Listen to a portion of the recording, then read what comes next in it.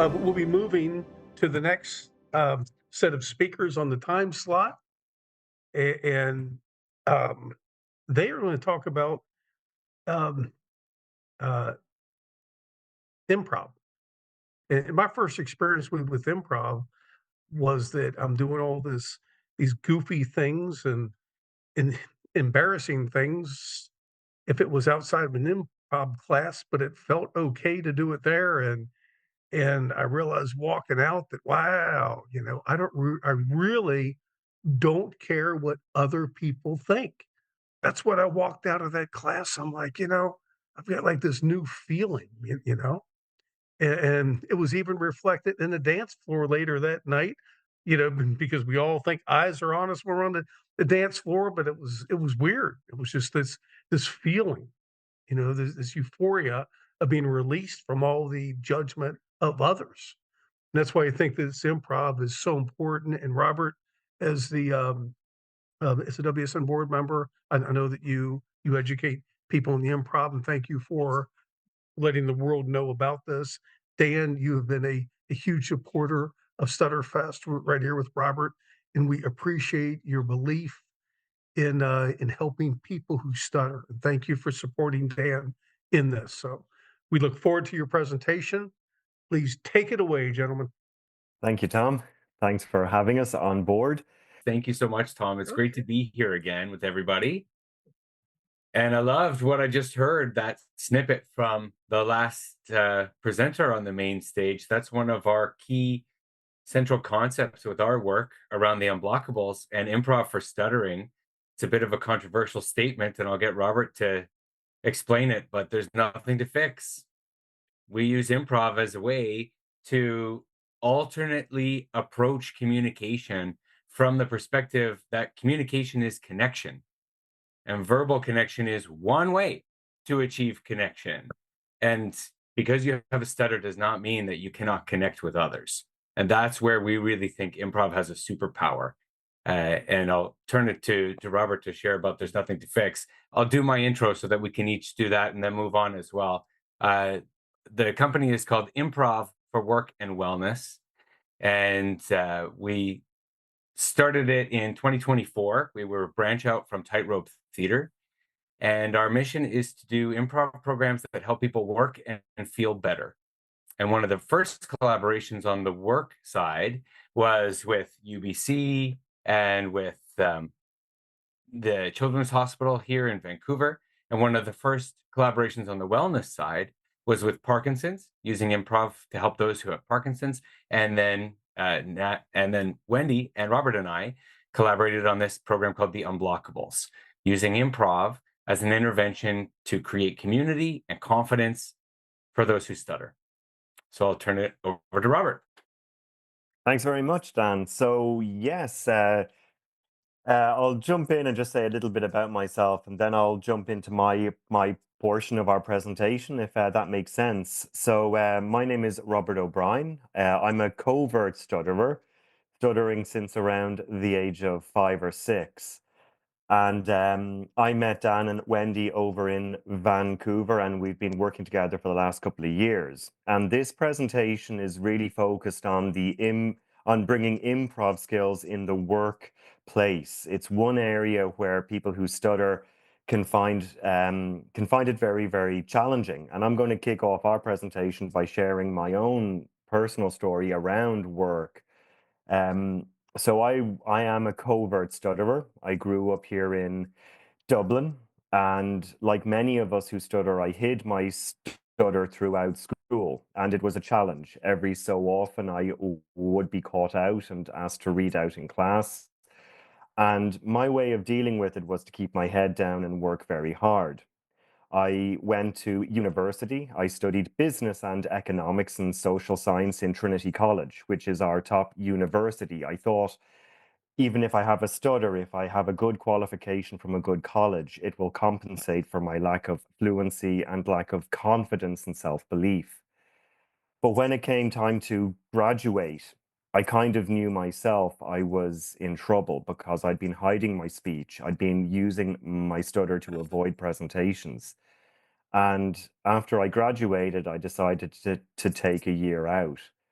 I was really hiding. I found a job as a car cleaner just on Pierce Street, which is at the back of Trinity College. And I was essentially washing cars with a bucket and brush. And I thought, okay, grand, this is a year off to figure out my next working situation.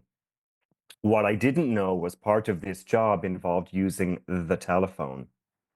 And for any of us who stutter, we know that the telephone is a feared device.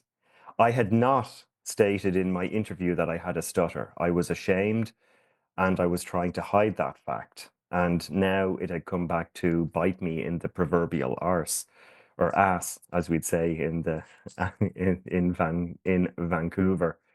So I found myself on the first day of the job being sent into an office to make phone calls to transfer car insurance, essentially. And when it came to pick up the phone and make the first phone call, I just couldn't do it. My speech was in bits. I was panicking because this was my first proper job outside of university. And I essentially picked up my bag and coat and walked out of the office.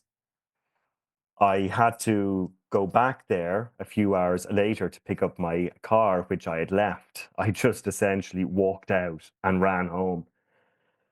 And they saw me at my car. The guy who had hired me stopped me, asked me what was going on. I broke down in tears. I explained that I had a stutter. He said, "That's fine. We just won't put you on the phone." And I worked there for a summer washing cars. And on the surface, that seems fine. But my stutter was still causing me a major issue. I was very much ashamed of myself. I had a great qualification, but I was washing cars in a back alley. And that was actually a blessing in disguise because that set me on my speech recovery, where I went on a recovery course. And that eventually led me to Vancouver, where I studied acting and improv. I even wrote a book. But again, on the outside, that looks like I've achieved a lot and my speech is under control. But recently, I've begun to really look at the shame aspect of having a stutter in the workplace specifically. That fear of not being as able as fluent speakers, being perceived as not as competent as a fluent speaker, and personally not having the self confidence or belief. And when I even met Dan and Wendy, I felt insecure because Dan was a professional consultant and actor and improviser. Wendy was a professional speech pathologist who had her own firm, and me. And that's something I've had to work on. And in the context of improv skills, there is an element of being able to let go of that shame, to have fun, to learn to express ourselves with our stutter and embrace our stutter in a professional setting, to not let us hold us back. And on that note, I'm going to hand it over to Wendy. So, Robert, I didn't realize that you were from Trinity. So, Trinners are winners. So, we have no idea why you had any kind of a self confidence problem. You've become the most important part of our team. That's for darn sure. So, thank you for your efforts. So, yes, my name is Wendy. I'm a speech pathologist. I have had the privilege of working with people who stutter for a very, very long time, probably longer than many of you watching this have been around. I first worked with people who stutter in a practicum in my grad program in the summer of 1980. So, that was a while ago. Um, and it's been a real passion of mine to work with people who stutter. And I really have enjoyed what I can do to help people to be more confident in their speech. I met Dan by happenstance and discovered we had mutual friends. And Robert had approached me a year or so before that regarding promotion of his very wonderful book, which I'd recommend that you read and is probably referenced in his bio, I hope. And we decided to put together this program we call the Unblockables, because I realized after so many years of working with people who stutter that fluency isn't the only aim. The real aim is to be confident in your communication and to feel good about communicating and to be positive about it. So we dreamed up, with Dan's help, this improv for people who stutter, and it's been really, really fun. For me, it's a wonderful resource to be able to refer people to after we've finished any kind of treatment with them. But it's also a wonderful resource for people for whom treatment is just not the appropriate route at the moment. Having said that, I know the focus of this workshop is on the workplace. I want to talk a little bit about some of the things that I've noted about stuttering in the workplace and people's attitudes toward it. And I believe Dan has some slides he's going to put up. Is that right? Can I can't there we go. Rosemary's doing it. Thank you, Rosemary. Okay. So these are just some more or less random thoughts, but I think they're worth noting based on my observations. Can you go to the next slide, please? So I think one of the very biggest questions for people who stutter is, are you going to disclose in a job interview that you stutter? Is that something you're going to keep private, or is that something that you're going to disclose? And I wish we had had the foresight to think of putting a poll in here, because I'd love to see um, the answers from people who stutter, what they feel. Maybe you can put in the chat what you think about disclosing your stutter in an interview. Could we go to, to the next slide, please? Some of the advantages of putting of disclosing is it can put all parties at ease, right? You as a person being interviewed can focus more on the content of the interview, and you don't have to get all hung up on whether or not you're going to accidentally reveal that you're a stutter by having a slip up. So I think it's a really useful tool to disclose. If you don't disclose, of course, interviewers might misinterpret your speech challenges or your silences, if that's how you handle your speech challenges, as either excessive nervousness or evasiveness or just avoiding answering questions or being too slow to understand the question and respond. So it really helps people to understand you. It takes the pressure off of you, I find. This is the feedback I get from my clients who stutter, takes the pressure off so that there's no need to mask stuttering for the candidate. And it starts a relationship off on a note of honesty. You're disclosing something. Um, People may even feel that you've been courageous to do so, but at least they're going to notice that you're honest about this uh, this potential problem. That everybody has problems, and that's one of yours. So it becomes just a thing to talk about, really, and for people to relate to. And it does, in fact, serve as an icebreaker or a connection point.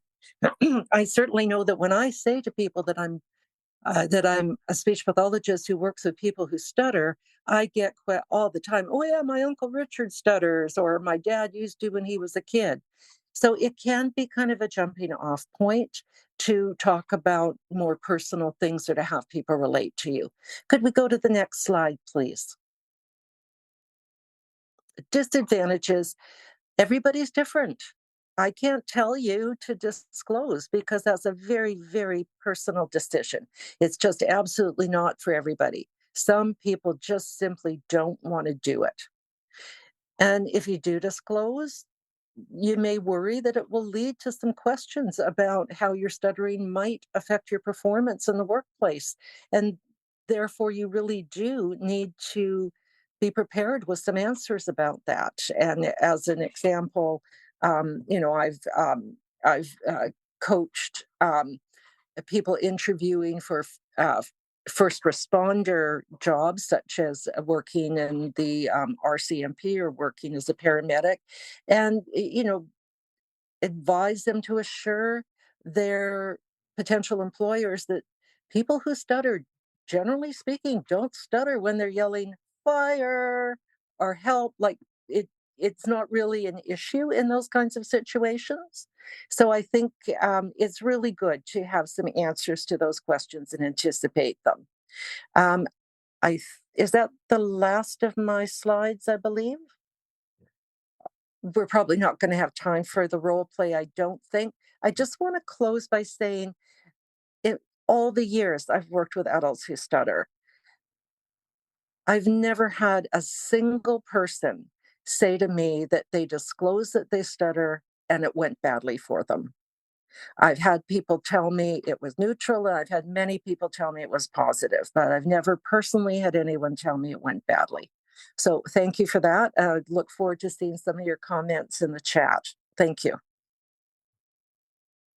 Nice. Thanks, Wendy. And, while you were sharing that perspective from all of the clients that you've had, it really made me think of the work that we've done around job interviews and disclosing anything in a job interview. Uh, I once created a program for LGBTQ members of Deloitte, and it was called Proud to Lead. And we talked about coming out of the closet, right? So when you disclose your sexuality. And oftentimes we have this big heaviness around what we want to disclose. And so you disclose it and then you wait for the audience's reaction, right? I'm gay. And it's like, what are they going to do? Like a light switch, like, get out of here, homo. Or are they going to be like, great. So good for you. And I think that we give a lot of power away when we don't accompany the disclosure with a message. And this is really the heart of improv, where we say yes and, right? So it's like we're accepting something and something else. So, I could say, I want you to know that I'm gay and I have a husband. And that's important for me to tell you because all my friends and past employers, it's been a real welcoming and comfortable place, almost like a family. And I wouldn't want to start out this job and keep that from you because that's what I have to offer, my full self. So it's like the reason why you're disclosing can sometimes help you to disclose. And that's the yes and for me. So I thought maybe we could put Robert on the spot and do a little role play here. Go ahead. Okay, so let's imagine we're in a job interview. Okay, so Okay. I've called you in. This is going to be for an improv instructor, and and this is real improv. Everyone who's listening, because I didn't tell Robert that this was going to happen. Okay, so we're in this interview, and you're going to disclose to me, but you're going to do that yes and around telling me why you disclosed. And it's almost like bringing it into this positive thing about, well, we're going to find out what you say. So here we go. Okay, role play, begin. Role play. So, job interview, earning lots of money, prestige, and pressure. Okay. Hi. So, thank you for having me. My name is Robert O'Brien, and before we jump into getting to know each other, I'd just like to disclose the fact that I'm a p- person who stutters. And I'm disclosing this because I want to be authentic and honest. And I want to also put you at ease and assure you that I've spent many years getting to know my stutter, and it is not in any way an impediment. And I'm excited to prove that to you moving forward in this interview. So you have free reign to ask me anything about st stuttering. Thank you, Robert. I really appreciate you mentioning that. So I know what's going on. Is there anything I can do to help in this interview that would make it easier? Or is there any kind of, No, mm, thank you for asking that. I would just say that if I pause or if I block, it's not necessarily nervousness or uncertainty. I just may need a little more time.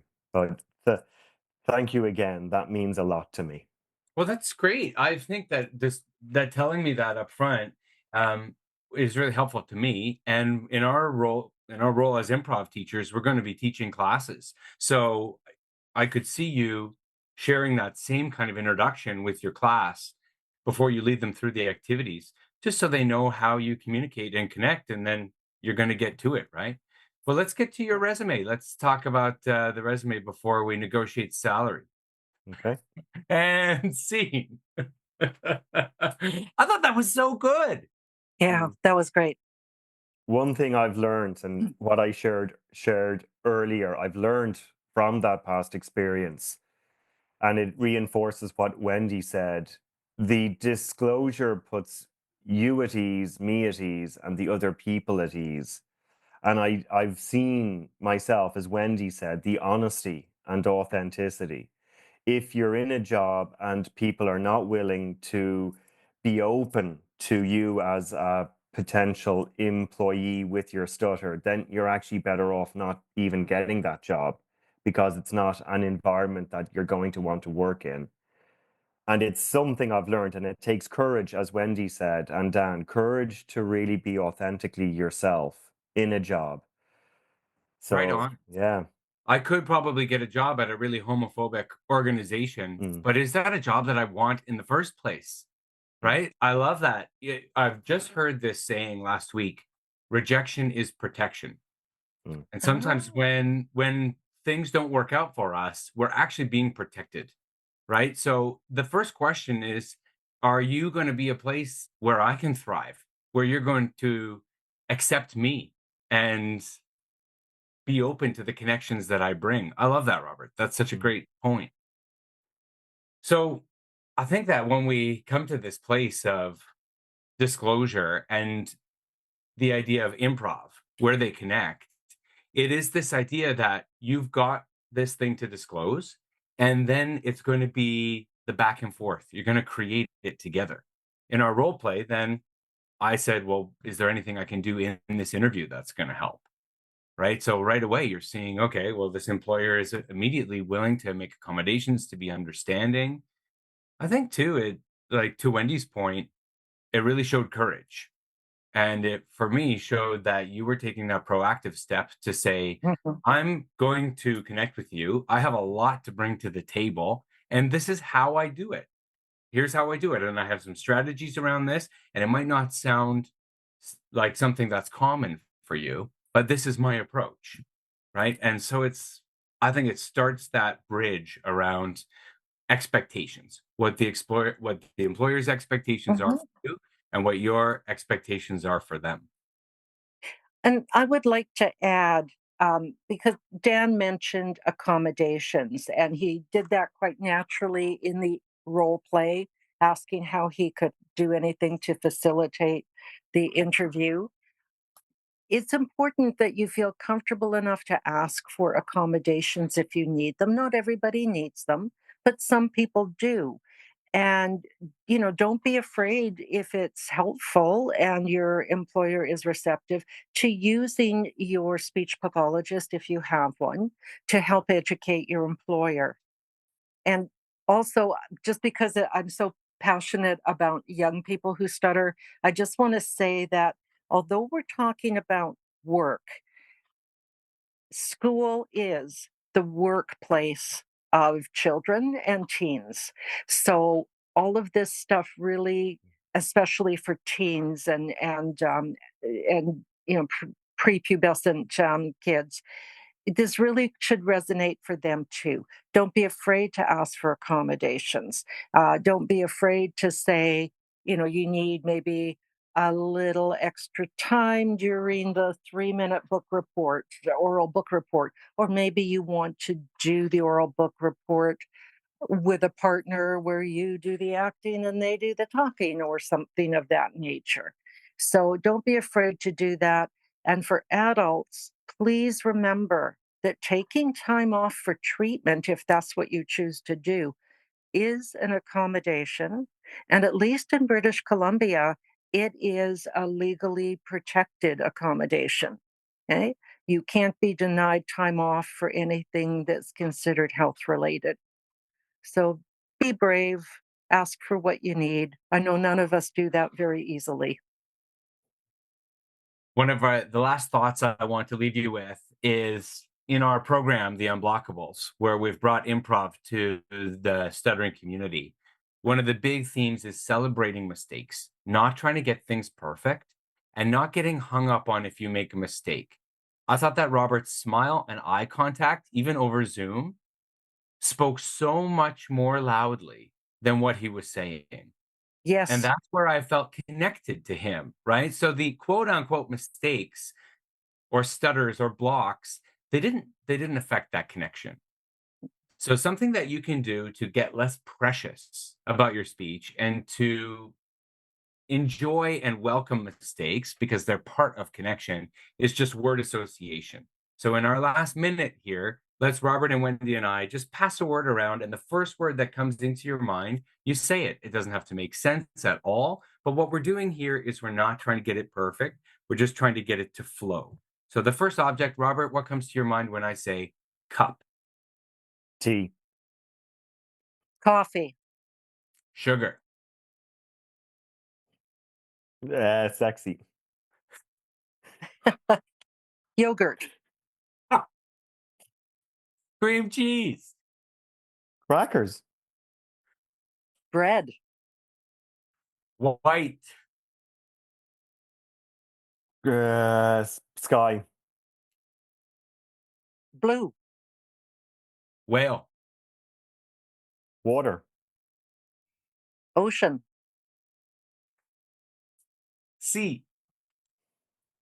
Sand. Mountains.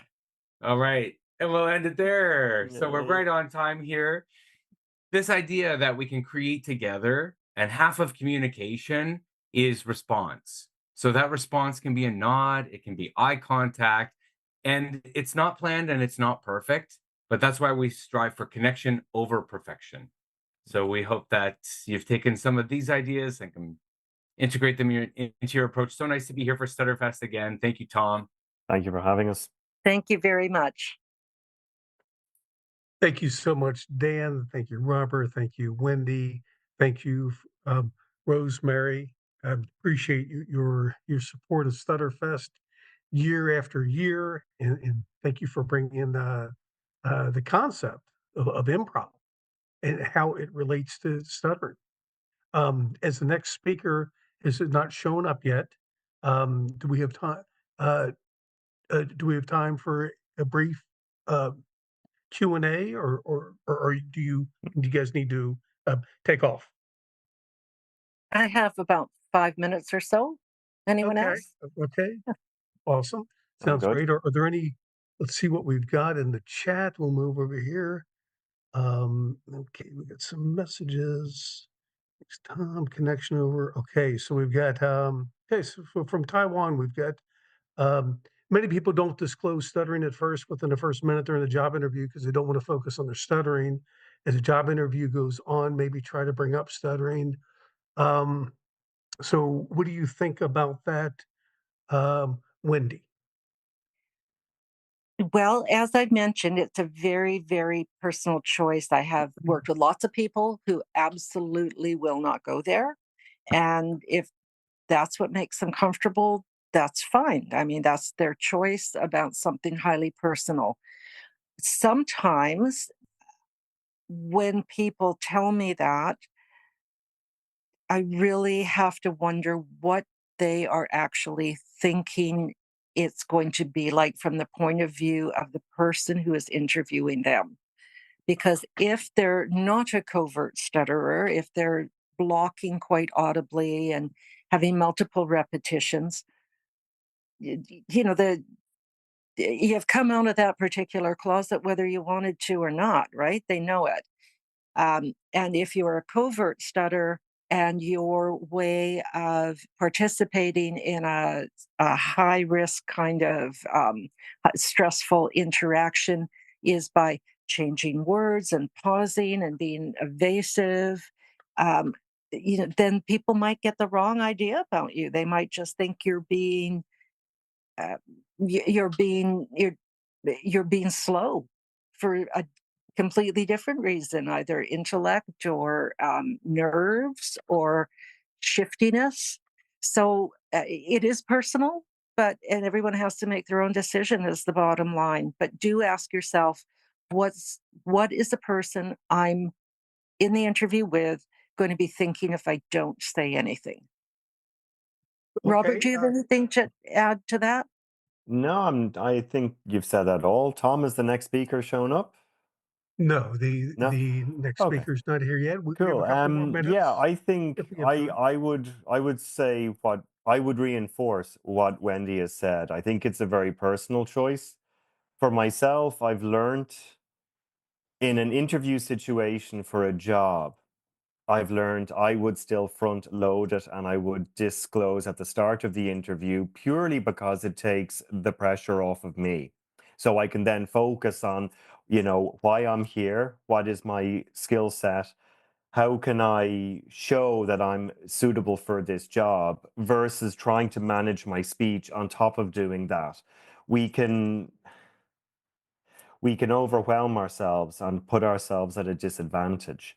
That being said, it is a very personal thing. And I would just say, from my own experience and what I've not done in the past, I would now do it at the start. But that's just me.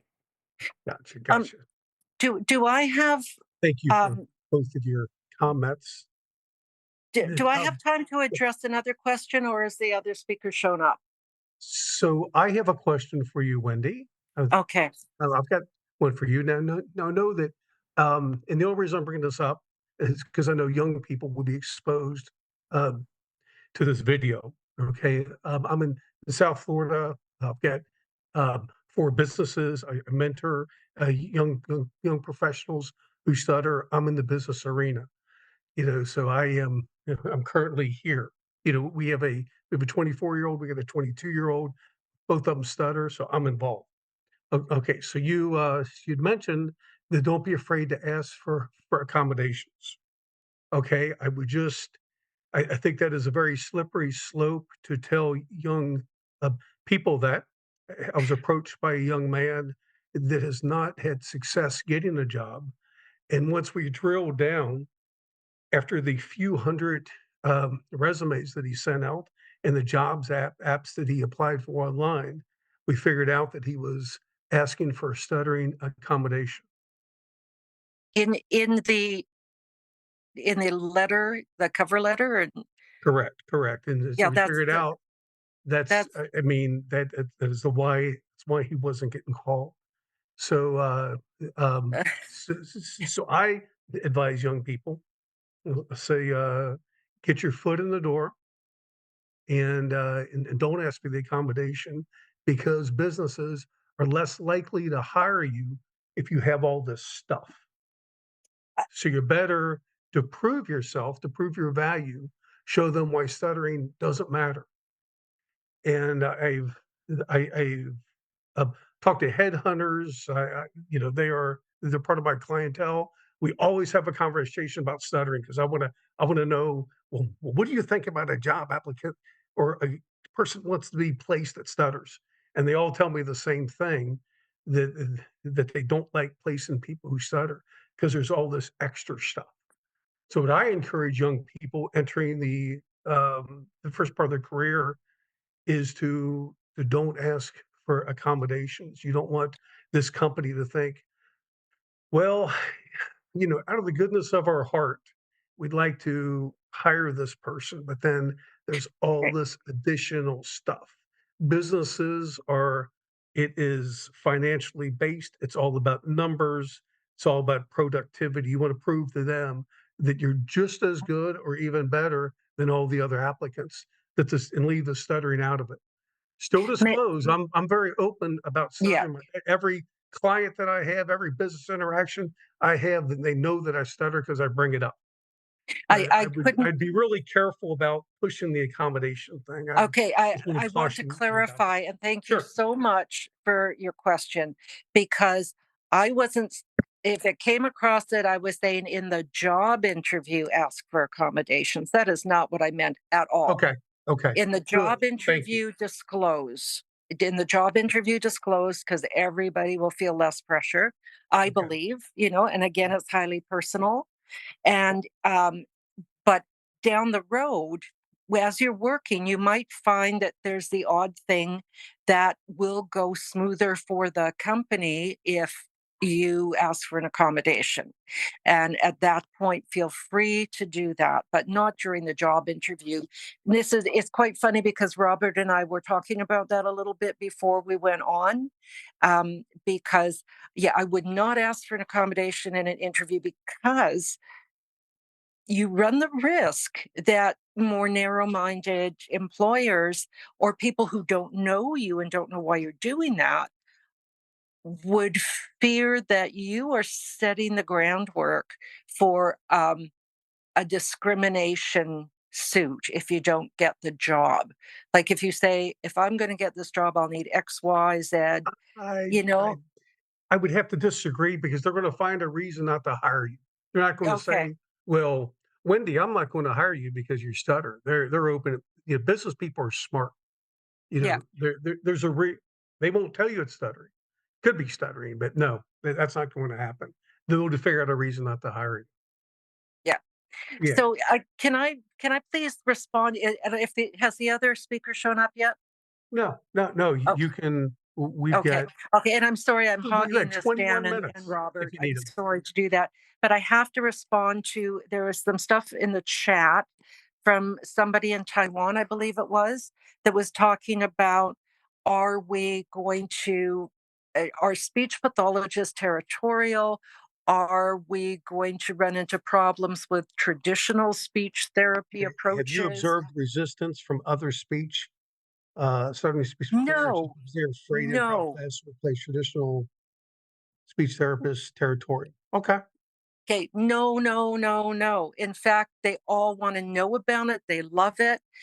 Where I get more pushback from speech therapists is if I say I'm running an intensive fluency treatment clinic, because that's considered very old-fashioned and not diversity affirming.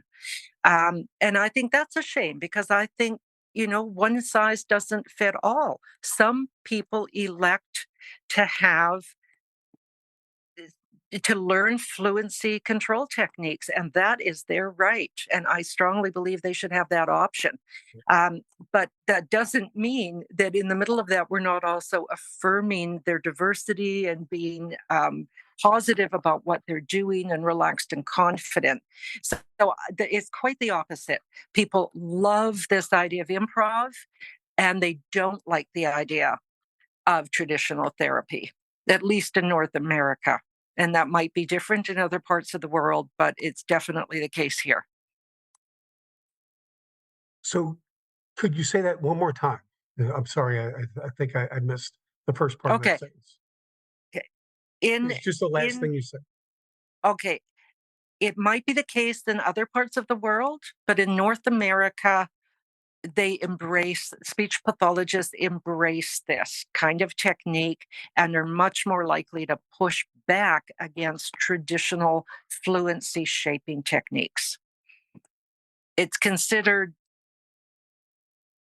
masking. And masking, if you follow anything in the autism literature, masking is seen as absolutely horrible thing to do. Like I've got an autistic young man right now who came to me. He said, I want to learn how to make small talk. And I said, well, the current thinking is we would consider that masking. And if you have trouble making small talk, it's not really wrong that you have trouble making small talk and it's not a problem for me to fix. And he said, yeah, but you know what? I want to fix it. I want to learn.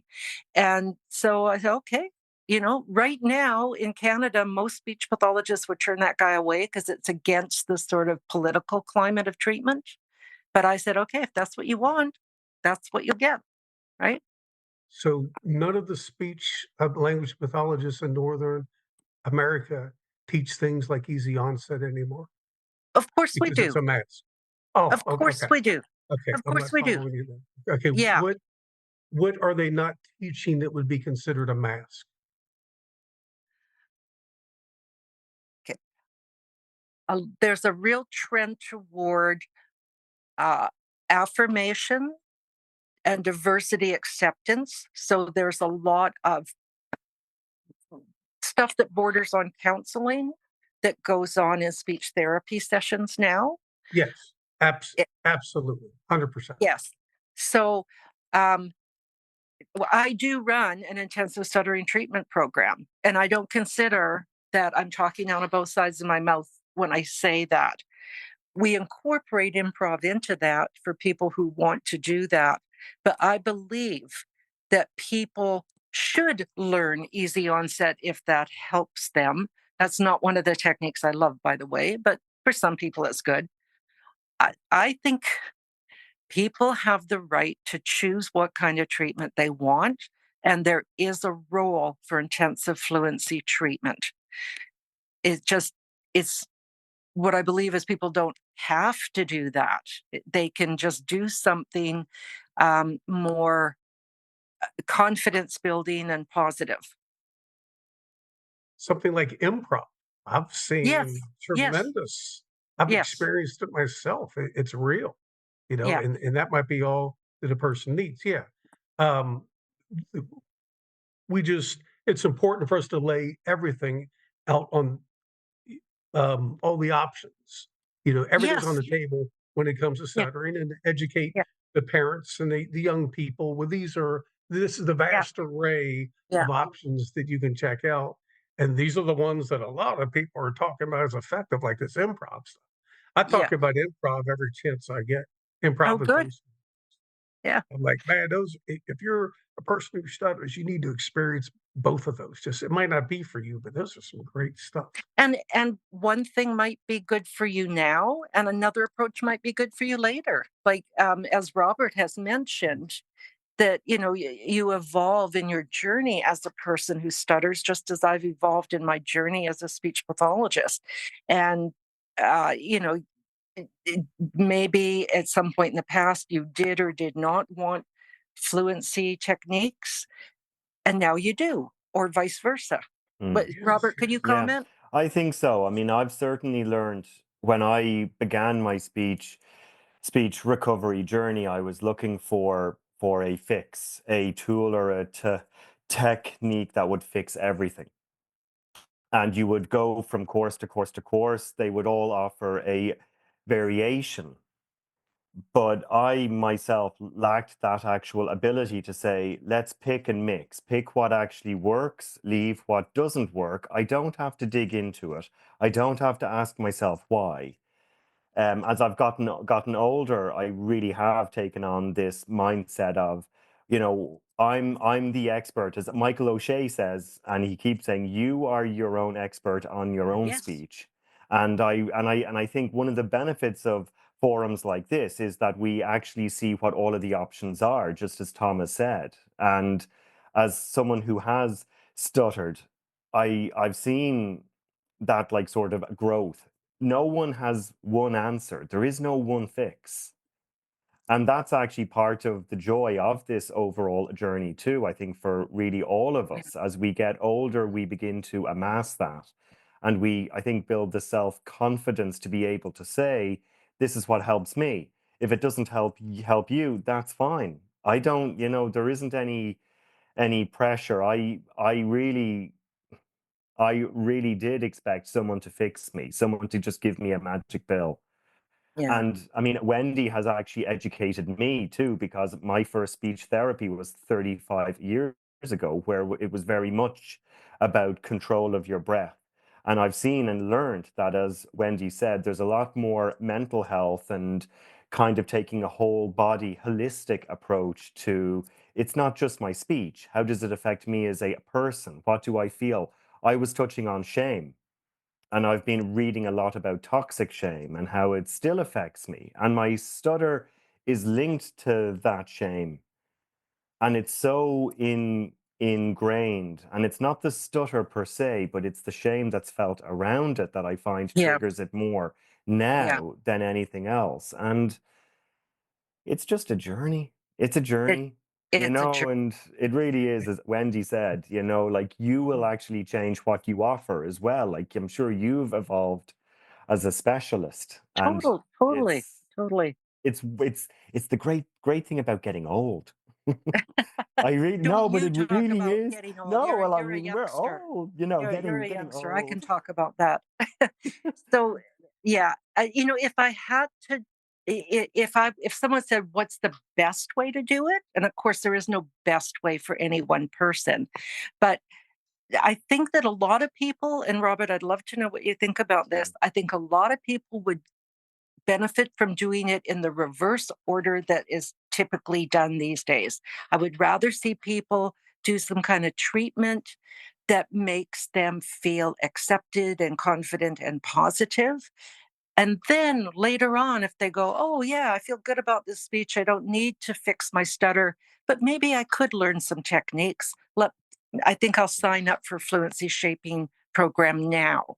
What would you think about that approach? Because I know you've done kind of the Mm. opposite, as most people have, Robert. Yeah, I think it's again a very personal thing. As I've gotten older, again, and people like Michael O'Shea have talked about take Yeah, it on, and I think there's nothing wrong with taking on an acting course to try to work on your no, speech. I've done it, perfect. but it's not a fix. And I find there is a place for those more technique fluency or deliberate disfluency, block release. I think everything has a role to play. And our job, my job as a recovering stutterer, is to really figure out how that works for me and then to share that with other people. You were touching on younger people. Yeah, And I think yeah, this whole idea of fitting in and where do we fit in and how yeah, do you fit in when you have a speech yeah, impediment? And there's a certain element of acceptance that comes with just experience too. So if that's acting, great. If it's more fluency based techn techniques, that's great too. And it's a balance. I guess the only place in this whole field where I feel somewhat dogmatic about it Mm, is young kids. I just can't stand it when young kids are presented with a model of treatment that makes them feel they're bad for stuttering. Like, I mhm. feel very strongly about that. Like, you have to be very careful with children to protect their pride and not instill shame. And that's tricky because, as you said, as Dan touched on, if you're an LGBTQ plus child as well, it's the same kind of issue. It's that same feeling of where do I fit in? And I think on Mhm. that side, speaking also as a gay person, I think the LGBTQ, I don't know, I think they sort of have, or we have an advantage where it's sort of more open, it's more spoken about, where having a stutter, I think is still seen as a it can be seen as a physical disability, which is kind of harder to really deal with, especially with a young child who's dealing with that and a teenager especially. Yeah. And I can remember it like just never fitting in. How am I ever going to cope? It's It's but very, yeah, but the thing to say today, there's so much more options. So many more options. We've got things like StutterFest, Zoom, internet support groups. ah, okay, Dan and Robert, I'm looking at a chat about published research. Mm, Well, I think there is some research that kind of touches on improv with different kinds of speech problems, but I agree with you. Taiwan. I'm sure mhm. that's not your name, but that's how you're identified. Taiwan Stuttering Association. Um, I agree. There should be research on this. And I think that you can look forward to this happening in the next few years. There's research on this in other areas of speech as well. So I think it's good.